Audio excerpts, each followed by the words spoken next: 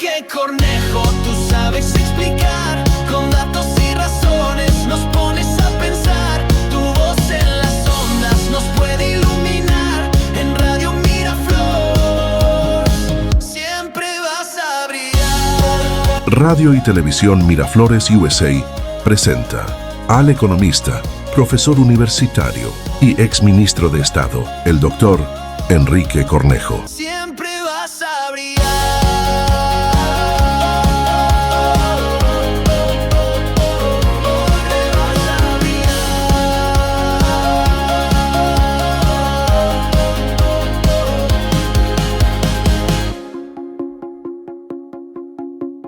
¿Cómo están, estimados amigos de Radio Miraflores USA? Soy Enrique Cornejo nuevamente y esta vez quiero hablarles del Censo Nacional de Población y Vivienda 2025, que se desarrollará esta vez en 3 meses, entre agosto y octubre de este año 2025, en todo el Perú y también con los peruanos que se encuentran en el extranjero. Hace algunos años recibí este libro. El libro se llama Factfulness. Este libro, Factfulness, fue escrito por un médico sueco, Hans Rosling, y en pocas palabras lo que dice este libro es: sin tener datos, sin leer los datos, siempre se toman malas decisiones. Es un libro que está en la lista de los preferidos de Bill Gates, e incluso Bill Gates varias veces lo ha regalado a estudiantes universitarios que terminaban su profesión, su universidad. Este libro lo que nos dice es que tenemos a veces prejuicios con respecto a los temas que manejamos. Y cuidado, los errores que Hans Rosling muestra en este libro como comunes son errores que aparecen muchas veces con gobernantes y con CEOs de empresas muy conocidas. La pandemia, el año 2019-2020, por cierto, cambió nuestra historia. Todos podríamos escribir un libro de qué nos pasó durante la pandemia, cómo éramos antes de la pandemia y cómo somos después. Sin embargo, si eso lo traducimos en todas las familias de un país, evidentemente esas cifras tenemos que tenerlas. Les voy a poner un ejemplo. Cuando ocurrió la pandemia, en el Perú se decidió establecer unos bonos, dar unos bonos para las familias pudieran tener algún ingreso, porque nos habíamos quedado sin poder trabajar. Y en el Perú fue terrible porque nos encerraron 3 a 4 meses. Y entonces esos bonos fueron a los bancos para que la gente fuera al banco y los cobrara. ¿Qué pasó? Una buena parte de las personas beneficiarias de los bonos no tenían cuenta en los bancos. Entonces se formó toda una suerte de ¿qué hacemos? Está el dinero, pero no podemos recogerlo. En ese contexto apareció o se evidenció el problema de la poca bancarización que hay en el Perú. Del total del PBI del Perú, de 100% del PBI, la parte del PBI bancarizada es apenas el 51%. Es decir, que la mitad del Producto Bruto Interno del Perú no pasa por los bancos. Y cuidado, eso no significa que esa mitad, el PBI del Perú es más o menos 280.000 millones de dólares, 140.000 millones de dólares no pasan por los bancos. Y claro, lo primero que vamos a pensar es, ¿eso es ilegal? No. Probablemente un 10 o un 15% de ese total será pues lavado de activos, narcotráfico, minería ilegal, trata de personas, contrabando. Pero la mayor parte de ese dinero es dinero legal, dinero productivo, que las personas no bancarizan. Y la mejor forma de entender esto es a través de los monederos electrónicos, el Yape o el Plin. El Yape en particular tiene hoy más usuarios que el banco que lo creó. O sea que hay más usuarios que yapean que, cuentacorrentistas o clientes del banco de crédito que fue el que diseñó este concepto. ¿Qué quiere decir esto? Lo que estoy diciendo, que hay mucho dinero que no se bancariza.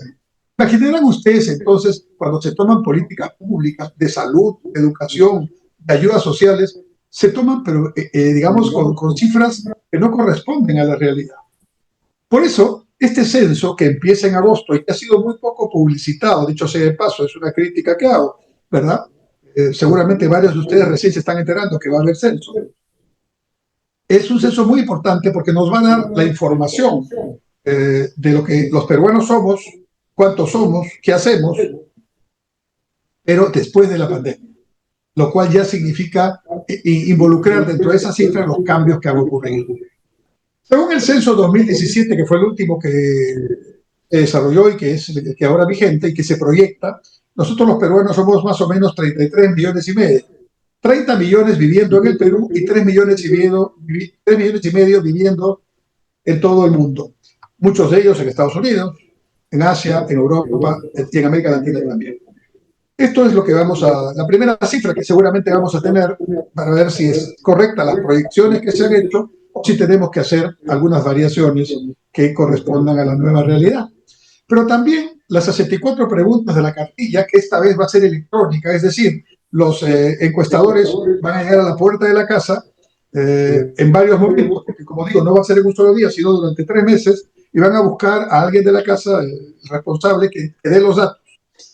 Seguramente van a dar instrucciones de cómo hacerlo, porque una persona puede hablar por todos los de la casa. Y el que está haciendo el censo va a tener una tablet. En la tablet va a ir colocando inmediatamente la información. De manera tal que en este censo vamos a tener resultados mucho más rápidos. Porque no se va a pasar de los planillones escritos a mano al sistema y luego el sistema hacer la sistematización correspondiente, valga la redundancia. Pero además hay preguntas importantes. En el 2017, por primera vez se preguntó cómo te identificas tú desde un punto de vista étnico.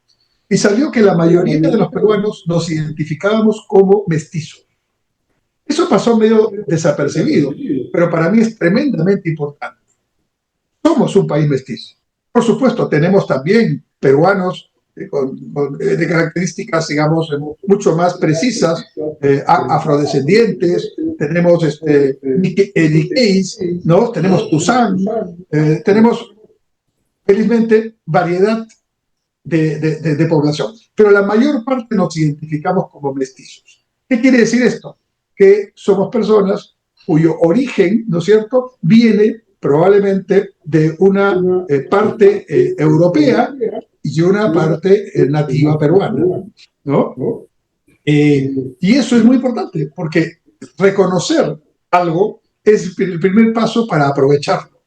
El mestizaje tiene que dejar de ser en el Perú un elemento que para algunos sea un elemento negativo o incluso de vergüenza y convertirse en un elemento positivo, en un elemento de orgullo que nos sirva para generar valor para todos los peruanos.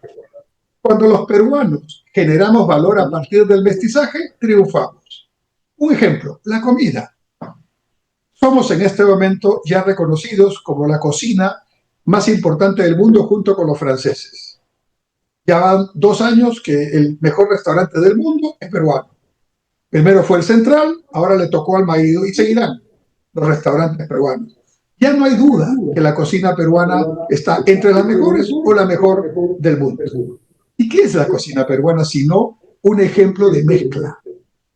Los peruanos somos unos extraordinarios matizadores. Como decía Nicomedes Santa Cruz, ¿no? En el Perú, el que no tiene de inga, tiene de mandinga. Yo agregaría, y el que no lo crea, que se mire al espejo, ¿no? Cuando el mestizaje se pone en valor, vienen los bailes extraordinarios, el folclore extraordinario, la música que en esos Juegos Panamericanos Lima 2019 se mostró a todo el mundo con una variedad de bailes, de danzas, de colores y de estilos que ya quisieran tener los otros países. La entrada o la inauguración de los Juegos Panamericanos duró 2 horas y media y no parábamos de mostrar diferentes expresiones de nuestra cultura. Eso es mezcla. En el Perú, el sincretismo es el elemento fundamental. Tenemos lo nuestro, viene algo de fuera, lo mezclamos, creamos y avanzamos. Somos unos grandes matizadores y en eso consiste nuestra riqueza. Eso en el emprendimiento económico también se aprecia. La llamada economía informal en el Perú es una muestra del emprendimiento matizador, del emprendimiento mestizo, de la mezcla. Y todos estos elementos salen a partir de esa declaración del censo 2017 en que la mayoría de los peruanos nos declaramos mestizos. Entonces, este censo hay que apoyarlo, hay que estar atento a las instrucciones para ver cómo logramos poner nuestros datos. Si el que censa no nos encuentra y está de acuerdo con nosotros, podemos hacer las respuestas al censo por una vía electrónica con un código que nos van a dar y así se va a ir completando la información. Volviendo al libro de Hans Rosling, Factfulness, sin información no hay buenas decisiones para la actividad privada, para la actividad pública, y para tomar buenas decisiones, entonces debemos apoyar el Censo Nacional de Población y Vivienda 2025. Muchas gracias. Oh, Enrique